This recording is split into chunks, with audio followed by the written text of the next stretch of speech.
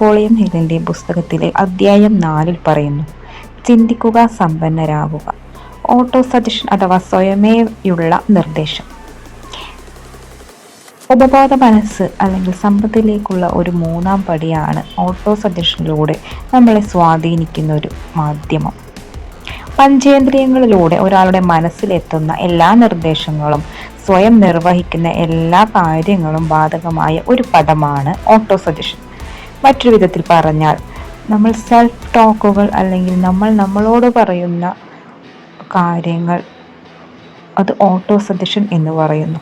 ബോധപൂർവമായ ചിന്ത നടക്കുന്ന മനസ്സിൻ്റെ ആ ഭാഗവും ഉപബോധ മനസ്സിൻ്റെ പ്രവർത്തന ഇരിപ്പിടവുമായി വർത്തിക്കുകയും തമ്മിലുള്ള ആശയവിനിമയത്തിൻ്റെ ഏജൻസിയാണിത്. ബോധമനസ്സിൽ നിലനിൽക്കാൻ അനുവദിക്കുന്ന ആധിപത്യ ചിന്തകളിലൂടെ അല്ലെങ്കിൽ നെഗറ്റീവ് ചിന്തകൾ പോസിറ്റീവ് ആയാലും അഭൗതികമാണ്. സ്വയമേവയുള്ള നിർദ്ദേശത്തിൻ്റെ തത്വം സ്വയം ഉപബോധ മനസ്സിലേക്ക് എത്തുകയും ഈ ചിന്തകളാൽ അതിനെ സ്വാധീനിക്കുകയും ചെയ്യുന്നു. ഒരു ചിന്തയും ഇല്ല, അത് നെഗറ്റീവ് ആയാലും പോസിറ്റീവ് ആയാലും ഇതറിൽ നിന്നും എടുക്കുന്ന ചിന്തകൾ ഒഴികെ സ്വയമേയുള്ള നിർദ്ദേശത്തിൻ്റെ തത്വത്തിൻ്റെ സഹായമില്ലാതെ ഉപബോധ മനസ്സിലേക്ക് പ്രവേശിക്കാൻ കഴിയും. വ്യത്യസ്തമായി പ്രസ്താവിച്ചാൽ, നമ്മുടെ പഞ്ചേന്ദ്രിയങ്ങളിലൂടെ ഗ്രഹിക്കുന്ന എല്ലാ ഇന്ദ്രിയ ധാരണകളും ബോധപൂർവമായ ചിന്ത മനസ്സിനെ നിർത്തലാക്കപ്പെടുന്നു. അവ ഒന്നുകിൽ ഉപബോധ മനസ്സിലേക്ക് കൈമാറ്റം ചെയ്യപ്പെടാം, അല്ലെങ്കിൽ ഇഷ്ടാനുസരണം നിരസിക്കപ്പെടാം. അതിനാൽ ബോധപൂർവമായ ഫാക്കൽറ്റി ഉപബോധ മനസ്സിന് സമീപനത്തിന് ഒരു ബാഹ്യ കാവൽക്കാരനായി പ്രവർത്തിക്കുന്നു. പഞ്ചേന്ദ്രിയങ്ങളിലൂടെ അവന്റെ ഉപബോധ മനസ്സിൽ എത്തിച്ചേരുമേൽ പൂർണ്ണമായ നിയന്ത്രണം പ്രകൃതി മനുഷ്യന് കെട്ടിപ്പടുത്തിരിക്കുന്നു. എന്നിരുന്നാലും മനുഷ്യൻ എപ്പോഴും ഈ നിയന്ത്രണം പ്രയോഗിക്കുന്നു എന്ന പ്രസ്താവനയായി ഇത് പറയപ്പെടാനാവില്ല. ഭൂരിഭാഗം സന്ദർഭങ്ങളിലും അവൻ അത് ഉപയോഗിക്കുന്നില്ല. എന്തുകൊണ്ടാണ് ഇത്രയധികം ആളുകൾ ദാരിദ്ര്യത്തിലൂടെ കടന്നു പോകുന്നതെന്ന് ഇവിടെ വിശദീകരിക്കുന്നു. കൂടുതൽ അഭികാമ്യമായ വിളകളുടെ വിത്ത് പാകിയില്ലെങ്കിൽ കളകൾ സമൃദ്ധമായി വളരുന്ന പല ഭൂയിഷ്ടമായ ഒരു പൂന്തോട്ട സ്ഥലത്തോട് സാമ്യമുള്ള ഉപബോധ മനസ്സിനെ കുറിച്ച് പറഞ്ഞത് ഓർക്കുക. ഒരു വ്യക്തിക്ക് തന്റെ ഉപബോധ മനസ്സിനെ ക്രിയാത്മകമായ സ്വഭാവത്തെക്കുറിച്ചുള്ള ചിന്തകൾ മനസ്സിന്റെ സമ്പന്നമായ ഈ പൂന്തോട്ടത്തിലേക്ക് വഴി കണ്ടെത്തുന്നതിന് വിനാശകരമായ സ്വഭാവമുള്ള ചിന്തകളെ അനുവദിക്കുന്ന നിയന്ത്രണ ഏജൻസിയാണ് ഓട്ടോ സജഷൻ.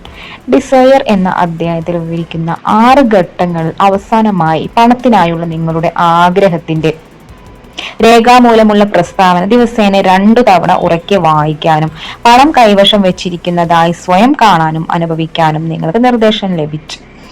ഈ നിർദ്ദേശങ്ങൾ പാലിക്കുന്നതിലൂടെ നിങ്ങളുടെ ആഗ്രഹത്തിന്റെ ഒബ്ജക്റ്റ് നിങ്ങളുടെ ബോധപൂർവമായ മനസ്സിലേക്ക് സമ്പൂർണമായ വിശ്വാസത്തിന്റെ ആത്മാവിൽ നേരിട്ട് ആശയവിനിമയം നടത്തുന്നു. ഈ നടപടിക്രമം ആവർത്തിക്കുന്നതിലൂടെ ആഗ്രഹത്തെ അതിന്റെ പണതുല്യതയിലേക്ക് മാറ്റാനുള്ള നിങ്ങളുടെ ശ്രമങ്ങൾക്ക് അനുകൂലമായ ചിന്താശീലങ്ങൾ നിങ്ങൾ സ്വയമേ സൃഷ്ടിക്കുന്നു. ഈ 2 സെറ്റ് നിർദ്ദേശങ്ങളും യാന്ത്രിക നിർദ്ദേശത്തിൽ പറഞ്ഞിരിക്കുന്നത് പോലെ താരതമ്യം ചെയ്യുന്നതിലൂടെ നിർദ്ദേശങ്ങളിൽ യാന്ത്രിക നിർദ്ദേശ തത്വത്തിന്റെ പ്രയോഗം ഉൾപ്പെടുന്നുവെന്ന് നിങ്ങൾ തീർച്ചയായും കാണും. അതിനാൽ നിങ്ങളുടെ ആഗ്രഹത്തിന്റെ പ്രസ്താവന ഉറക്കെ വായിക്കുമ്പോൾ അതിലൂടെ നിങ്ങൾ ഒരു പണബോധം വികസിപ്പിക്കാൻ ശ്രമിക്കുന്നു. ഓർക്കുക, വാക്കുകളുടെ കേവലം വായന അനന്തരഫലങ്ങളൊന്നുമില്ല. നിങ്ങളുടെ വാക്കുകളുമായി നിങ്ങൾ വികാരമോ അല്ലെങ്കിൽ വികാരം കലർത്തിയില്ലെങ്കിൽ നിങ്ങളുടെ വാക്കുകൾ വികാരവും വിശ്വാസവും കലർത്താതെ ദിവസം തോറും എല്ലാവിധത്തിലും ഞാൻ മെച്ചപ്പെടുകയും ചെയ്യുന്നു എന്ന പ്രസിദ്ധമായ എമിൽക്യൂ ഫോർമുല നിങ്ങൾ 1 ദശലക്ഷം തവണ ആവർത്തിക്കുകയാണെങ്കിൽ നിങ്ങൾക്ക് അഭികാമ്യ ഫലങ്ങളൊന്നും അനുഭവപ്പെടില്ല. പക്ഷെ നിങ്ങളുടെ ഉപബോധ മനസ്സ് തിരിച്ചറിയുകയും പ്രവർത്തിക്കുകയും ചെയ്യുന്നത് വികാരങ്ങൾ നന്നായി കലർന്ന ചിന്തകളെ മാത്രമാണ്.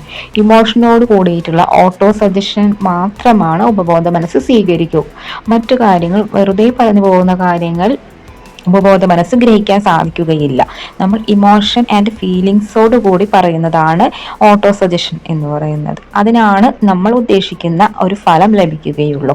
എല്ലാ അധ്യായങ്ങളിലും ആവർത്തനത്തിന് ഉറപ്പ് നൽകുന്ന പ്രധാനമുള്ള ഒരു വസ്തുതയാണിത്. കാരണം യാന്ത്രിക നിർദ്ദേശത്തിന്റെ തത്വം പ്രയോഗിക്കാൻ ശ്രമിക്കുന്ന ഭൂരിഭാഗം ആളുകൾക്കും അഭികാമ്യമായ ഫലങ്ങൾ ലഭിക്കാത്തതിന്റെ പ്രധാന കാരണം ഇതിനെക്കുറിച്ച് അറിവില്ലായ്മയാണ്. ലളിതമായ ഒരു വികാരരഹിത വാക്കുകൾ ഉപബോധ മനസ്സിനെ സ്വാധീനിക്കുന്നില്ല. നിങ്ങളുടെ ഉപബോധ മനസ്സിൽ ചിന്തകളോ അല്ലെങ്കിൽ വിശ്വാസത്തോടൊപ്പം നന്നായി വൈകാരികമാക്കിയ വാക്കുകളോ ഉപയോഗിച്ച് നിങ്ങളുടെ ഉപബോധ മനസ്സിലെത്താൻ പഠിക്കുന്നത് വരെ നിങ്ങൾക്ക് ഇനിമായ ഫലം ലഭിക്കുകയില്ല. നിങ്ങൾ ആദ്യമായി എങ്ങനെ ചെയ്യാൻ ശ്രമിക്കുമ്പോൾ നിങ്ങളുടെ വികാരങ്ങളെ നിയന്ത്രിക്കാനും നയിക്കാനും കഴിയുന്നില്ലെങ്കിൽ നിരുത്സാഹപ്പെടരുത്. സംതിങ് ഫോർ നത്തിങ് പോലെയുള്ള ഒരു സാധ്യത ഇല്ലെന്ന് ഓർക്കുക. നിങ്ങളുടെ ഉപബോധ മനസ്സിൽ എത്തിച്ചേരാനും സ്വാധീനിക്കാനുമുള്ള കഴിവിന് അതിന്റെ വിലയുണ്ട്. ആ വില നിങ്ങൾ നൽകണം. നിങ്ങൾ ആഗ്രഹിക്കുന്നുവെങ്കിൽ നിങ്ങൾക്ക് പോലും നിങ്ങളെ വഞ്ചിക്കാൻ കഴിയില്ല. ഇവിടെ വിവരിക്കുന്ന തത്വങ്ങൾ പ്രയോഗിക്കുന്നതിൽ നിങ്ങളുടെ ഉപബോധ മനസ്സിൽ സ്വാധീനിക്കാനുള്ള കഴിവിന്റെ വില ശാശ്വതമായ സ്ഥിരതയാണ്. കുറഞ്ഞ വിലക്ക് നിങ്ങൾക്ക് ആവശ്യമുള്ള കഴിവ് വികസിപ്പിക്കാൻ കഴിയില്ല. നിങ്ങൾ പരിശ്രമിക്കുന്ന പ്രതിഫലം അല്ലെങ്കിൽ പണബോധം വിലമതിക്കുന്നതാണോ അല്ലയോ എന്ന് തീരുമാനിക്കേണ്ടത് നിങ്ങൾ മാത്രമാണ്. ഈ സ്രോതസ്സുകളിലൂടെ പണത്തിന്റെ ആകർഷണീയതയെ ശരാശരി നിയമം അനുകൂലിക്കുന്ന വളരെ അപൂർവമായ ചില സന്ദർഭങ്ങളിൽ ഒഴികെ ജ്ഞാനവും ബുദ്ധിയും മാത്രം പണം ആകർഷിക്കുകയും നിലനിർത്തുകയും ചെയ്യുന്നില്ല. ഇവിടെ വിവരിച്ചിരിക്കുന്ന പണം ആകർഷിക്കുന്ന രീതി ശരാശരി നിയമത്തെ ആശ്രയിക്കുന്നില്ല. മാത്രമല്ല രീതി പ്രിയപ്പെട്ടവയല്ല. ഒരു വ്യക്തിക്ക് അത് ഫലപ്രദമായി പ്രവർത്തിക്കും അല്ലെങ്കിൽ പരാജയം അനുഭവപ്പെടുന്നിടത്ത് പരാജയപ്പെടുന്നത് വ്യക്തിയാണ്, രീതിയല്ല. നിങ്ങൾ ശ്രമിച്ച് പരാജയപ്പെടുകയാണെങ്കിൽ നിങ്ങൾ വിജയിക്കുന്നത് വരെ മറ്റൊരു ശ്രമം നടത്തുക.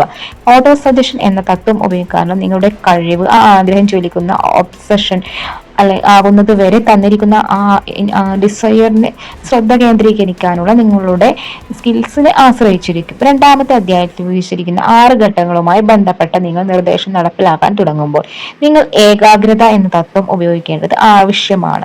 ഏകാഗ്രതയുടെ ഫലപ്രദമായ ഉപയോഗത്തിനുള്ള നിർദ്ദേശങ്ങൾ ഇവിടെ പറയുന്നു.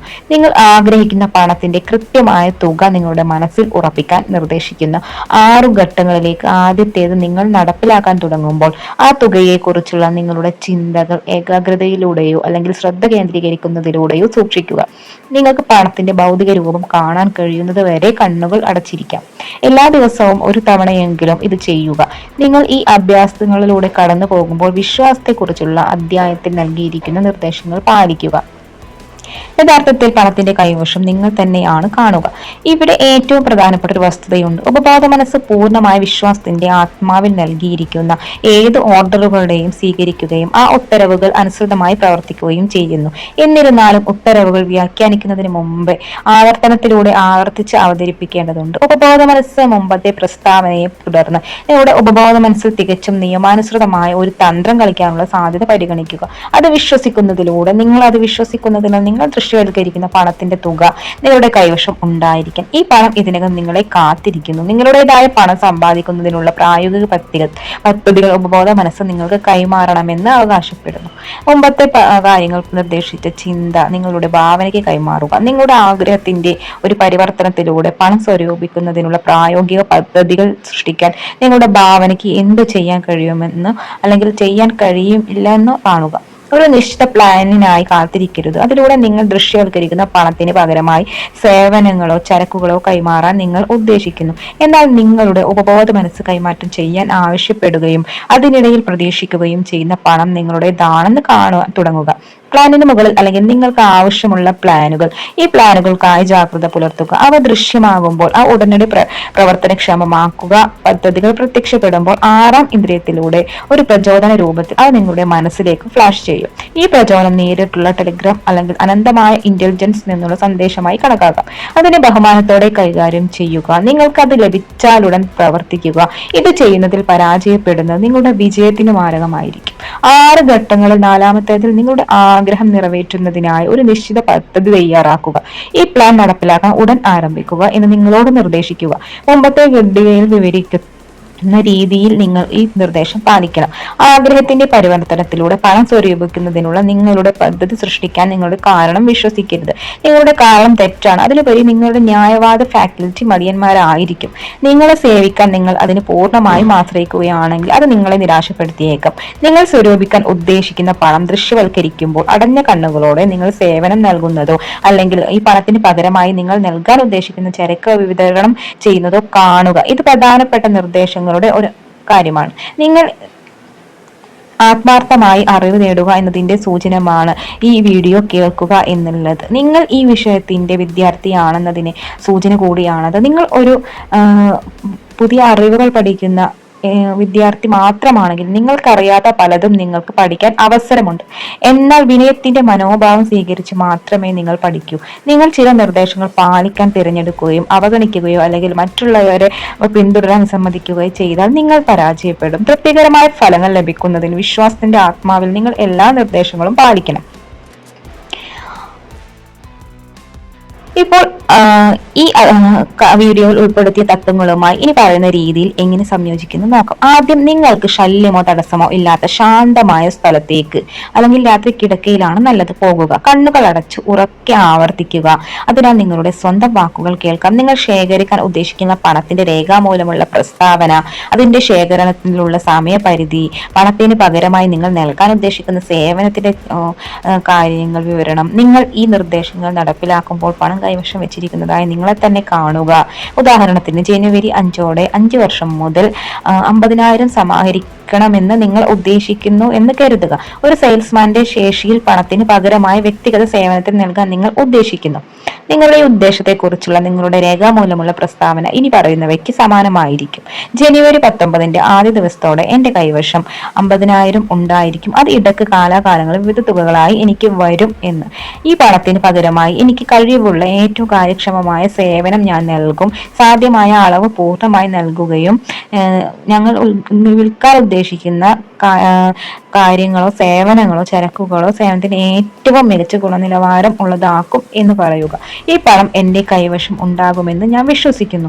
എന്റെ വിശ്വാസം എന്റെ ശക്തമാണ്. ഇപ്പോൾ ഈ പണം എന്റെ കൺമുന്നിൽ കാണാൻ കഴിയും. എനിക്ക് കൈകൊണ്ട് തൊടാം. ആ സമയത്ത് എനിക്കുള്ള കൈമാറ്റത്തിനായി അത് ഇപ്പോൾ കാത്തിരിക്കുകയാണ്. അതിന് പകരമായി ഞാൻ നൽകാൻ ഉദ്ദേശിക്കുന്ന സേവനം, ഞാൻ വിതരണം ചെയ്യുന്ന അനുപാതത്തിൽ ഈ പണം സ്വരൂപിക്കുന്നതിനുള്ള ഒരു പദ്ധതിക്കായി ഞാൻ കാത്തിരിക്കുകയാണ്. അത് ലാഭിക്കുമ്പോൾ ഞാൻ പദ്ധതി പിന്തുടരുകയും ചെയ്യും. രണ്ടാമത് പറയുന്നു, നിങ്ങൾ ശേഖരിക്കാൻ ഉദ്ദേശിക്കുന്ന പണം നിങ്ങളുടെ ഭാവനയിൽ കാണുന്നത് വരെ ഈ പ്രോഗ്രാം രാത്രിയും രാവിലെയും ആവർത്തിക്കുക. മൂന്നാമത്, നിങ്ങളുടെ പ്രസ്താവനയുടെ ഒരു രേഖാമൂലമുള്ള പകർപ്പ് നിങ്ങൾക്ക് രാത്രിയും രാവിലെയും കാണാൻ കഴിയുന്നിടത്ത് വെക്കുക. വിരമിക്കുന്നതിന് തൊട്ടു മുന്നേ അത് മനഃപ്പാഠമാക്കുന്നത് വരെ നിങ്ങൾ വായിക്കുക.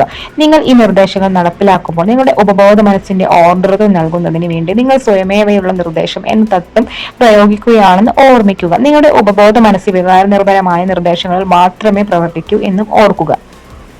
വികാരങ്ങളിൽ ഏറ്റവും ശക്തവും ഉൽപാദനക്ഷമവുമാണ് വിശ്വാസം.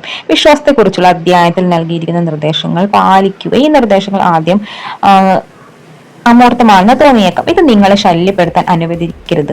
ഓട്ടോ സജഷൻ പാലിക്കുക. അവ അത്ര അമൂർത്തമോ പ്രായോഗികമോ ആണെങ്കിൽ ആദ്യം ദൃശ്യമാകും. നിങ്ങൾ നിർദ്ദേശിച്ചതുപോലെ ആത്മാവിലും പ്രവൃത്തിയിലും നിങ്ങൾ പ്രവർത്തിക്കുകയാണെങ്കിൽ ശക്തിയുടെ ഒരു പുതിയ പ്രപഞ്ചം നിങ്ങൾക്ക് അനാവരണം ചെയ്യുന്ന സമയം ഉടൻ വരും. എല്ലാ പുതിയ ആശയങ്ങളുമായും ബന്ധപ്പെട്ട് സന്ദേഹവാദം എല്ലാ മനുഷ്യരുടെയും സ്വഭാവമാണ്. എന്നാൽ നിങ്ങൾ വിവരിച്ച നിർദ്ദേശങ്ങൾ പാലിക്കുകയാണെങ്കിൽ നിങ്ങളുടെ സംശയം ഉടൻ തന്നെ വിശ്വാസത്താൽ മാറ്റി സ്ഥാപിക്കപ്പെടും.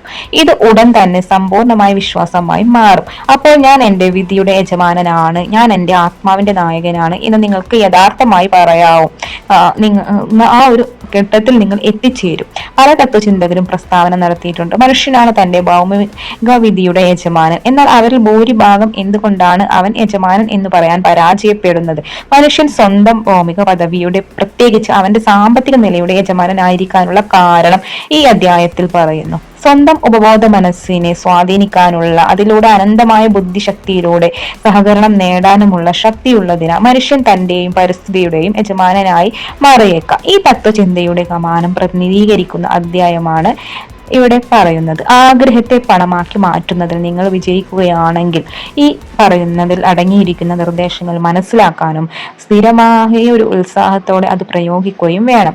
ഡിസയർ പണമാക്കി മാറ്റുന്നതിന്റെ ഒരു യഥാർത്ഥ പ്രകടനത്തിൽ ഉപബോധ മനസ്സിൽ എത്തിച്ചേരാൻ സ്വാധീനിക്കുന്ന കഴിയുന്ന ഒരു ഏജൻസി എന്ന നിലയിൽ സ്വയമേയുള്ള നിർദ്ദേശത്തിന്റെ ഉപയോഗപ്പെടുന്നു. മറ്റു തത്വങ്ങൾ യാന്ത്രിക നിർദ്ദേശം പ്രയോഗിക്കുന്നതിനുള്ള ഉപകരണം മാത്രമാണ്. ഈ ചിന്ത മനസ്സിൽ വായിക്കുക. ഈ പറഞ്ഞിട്ടുള്ള കാര്യങ്ങൾ രീതികളിലൂടെ പണം സ്വരൂപിക്കുന്നതിനുള്ള നിങ്ങളുടെ ശ്രമങ്ങളിൽ സ്വയമേയുള്ള നിർദ്ദേശത്തിന്റെ തത്വം പ്രധാന പങ്കുവഹിക്കുന്ന പ്രധാന ഭാഗത്തെക്കുറിച്ച് നിങ്ങൾ എല്ലായ്പ്പോഴും ബോധവാന്മാരായിരിക്കുക. നിങ്ങൾ ഒരു ചെറിയ കുട്ടിയെപ്പോലെ ഈ നിർദ്ദേശങ്ങൾ നടപ്പിലാക്കുക. ഒരു കുട്ടിയുടെ വിശ്വാസത്തിന് എന്തെങ്കിലും നിങ്ങളുടെ ശ്രമങ്ങളിൽ കുത്തിയുറപ്പിക്കുക. സഹായകമാവാനുള്ള ആത്മാർത്ഥമായ ആഗ്രഹം കാരണം പ്രായോഗികമല്ലാത്ത നിർദ്ദേശങ്ങളൊന്നും ഉൾപ്പെടുത്തിയിട്ടില്ലെന്ന് കാണാൻ ഏറ്റവും ശ്രദ്ധാലുവായിരിക്കുക. നിങ്ങൾ മുഴുവൻ സ്വയമേയുള്ള നിർദ്ദേശത്തിന്റെ തത്വം ശരിയാണെന്ന് നിങ്ങൾക്ക് നന്നായി ബോധ്യപ്പെടുന്നത് വരെ എല്ലാ രാത്രിയിലും ഒരിക്കൽ മുഴുവൻ അധ്യായം ഉറക്കെ വായിക്കുക.